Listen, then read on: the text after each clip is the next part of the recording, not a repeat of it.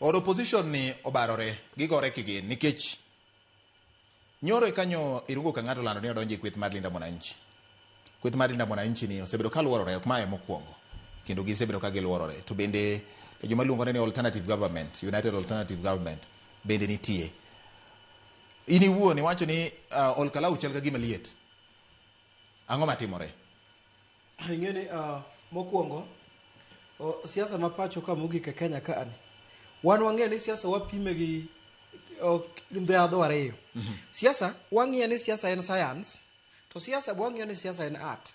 To siasa matimore Ol Kalou cha ok en science bo en art. Ang'o miyo ne atemo wacho kama? Siasa matimore Ol Kalou, nyano Ol Kalou tich abich.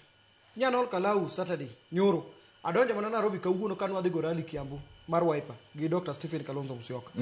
To gima timore Ol Kalou cha en gima ber kabisa nikech gimomiyo nikech kane watemo lieko gimomiyo de samoro poni joka nyikwero kweth mar Linda Mwananchi nyoko kwero nyisi Irungu Kang'ata awinjo ni biri pango rally mar Linda Mwananchi dhi timo kanye Ol Kalou teri ne mos matin ine manyiso ni gichamit jotedo mang'eny nyalo ketho chiemo weura wated gini kendwa nikech kwa bedo jotedo mang'eny to samoro nyalo olo chumbi gini mang'eny koro beduru chien matin un kendu un ng'agini to donge United Alternative Government